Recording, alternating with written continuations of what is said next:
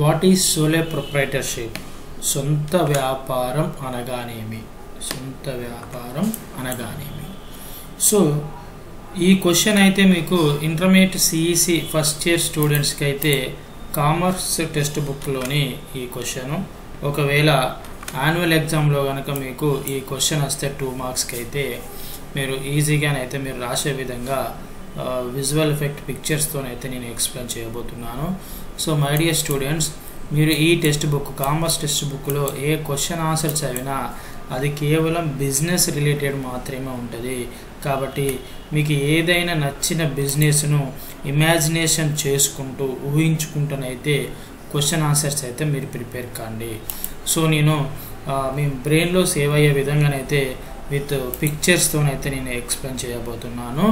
Solo proprietorship.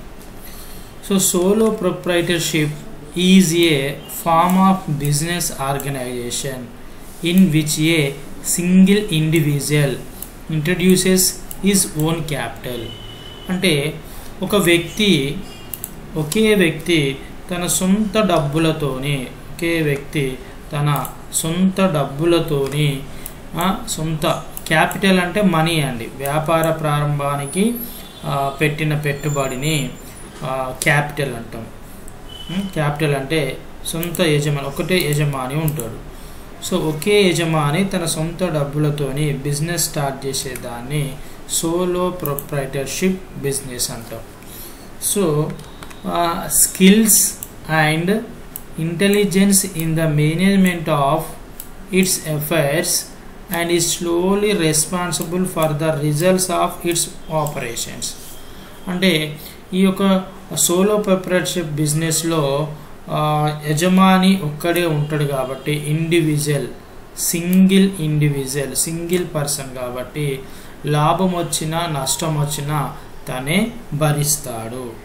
So సొంత వ్యాపారం అనగానేమి తెలుగు మీడియం విద్యార్థుల కోసం అయితే ఒకే వ్యక్తి యాజమాన్యంలో నిర్వహించబడుతున్న వ్యాపార వ్యవస్థను సొంత వ్యాపారం అంటారు.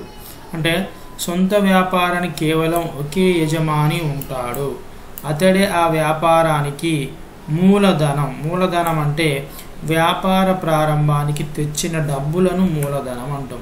మీకు విజువల్లో చూపెడతా, ఇక్కడ డబ్బులు ఉన్నాయి కదా, వ్యాపార ప్రారంభానికి తెచ్చిన డబ్బులను మూలధనం అంటారు. దీన్నే క్యాపిటల్ అని మనం చెప్పుకుంటాం. సో వ్యాపార ప్రారంభం తెచ్చిన దాన్ని మూలధనం అంటారు. మూలధనం సమకూర్చి తన నిర్వహణ నైపుణ్యంతో వ్యాపార కార్యకలాపాలు నిర్వహించి వచ్చే ఫలితాలకు తానొక్కడే బాధ్యత వహిస్తాడు. సో దాన్నే మనం సొంత వ్యాపారంగా మనం చెప్పుకోవచ్చు. అంటే సొంత వ్యాపారంలో ఒకే యజమాని ఉంటాడు, తనే సొంతంగా మూలధనం తీసుకొస్తాడు. మూలధనం అంటే వ్యాపార ప్రారంభానికి తెచ్చిన డబ్బులు. సో లాభం వచ్చినా నష్టం వచ్చినా తనే భరిస్తాడు. సో దీన్ని మనం సోలో ప్రొప్రైటర్షిప్.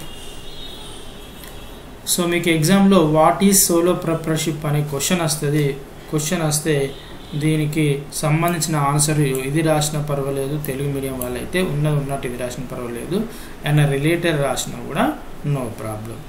సో ఈ వీడియో కనుక ఎంతో కొంత మీకు కంటెంట్ అర్థమయ్యేది ఉంటే ఒక లైక్ అయితే చేయండి.